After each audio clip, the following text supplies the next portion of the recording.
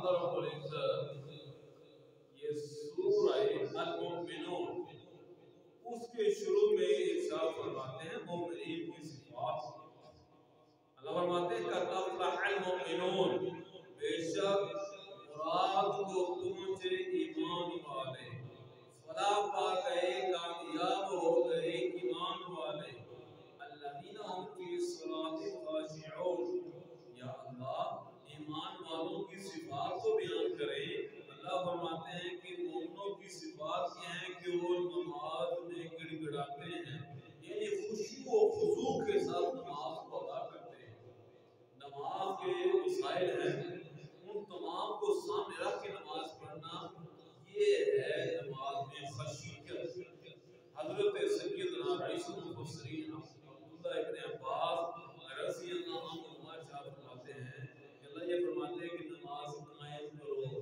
قائم کرنے کا مطلب یہ ہے کہ نماز کے تمام مسائل کو سامنے رکھتے ہوئے تعدیل ارکان کے ساتھ یکسوئی خشوع و خضوع کے ساتھ جو نماز ادا کی جائے اس کو کہتے ہیں نماز کا قائم کرنا. ہمارے ہاں ان الصلاۃ تنہی عن الفحشاء، یہ جو نماز گناہوں سے بچاتی ہے، ہم کہتے ہیں نماز بھی پڑھتے ہیں گناہ بھی کرتے رہتے ہیں. مطلب یہ ہے کہ ہماری نماز 100% نہیں ہے. کھڑا یہاں ہے دلوں دماغ کسی اور جگہ ہے، یہ کیسی نماز ہے؟ نماز تو ایسی ہونی چاہیے. سیدنا علی المرتضیٰ رضی اللہ عنہ تیر لگ گیا، اب نکالنے سے درد ہوتا تھا. لوگوں نے مشورہ کیا جب یہ نماز پڑھیں گے تیر نکال لیں گے. نماز شروع کی، لوگوں نے تیر کو نکال لیا. سلام پھیرا، مجمع لگا ہوا تھا. پوچھا کیوں بیٹھے ہیں؟ کہا کہ آپ نے تیر کو نکال لیا. اچھا مجھے پتہ بھی نہیں چلا. یہ تھی نماز. صحابہ کرام اہل بیت کی نماز اس طرح تھی.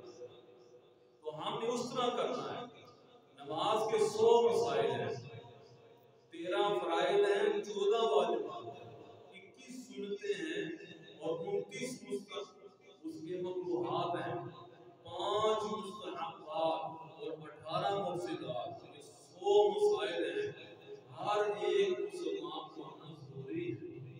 اس کے ساتھ اللہ فرماتے ہیں والذین هم عن اللغو معرضون، وہ جو کسی بےہودہ بات کی طرف التفات نہیں کرتے، بے جا قسم کی گفتگو کی طرف مائل نہیں ہوتے، ہمیشہ اچھی بات کرتے ہیں.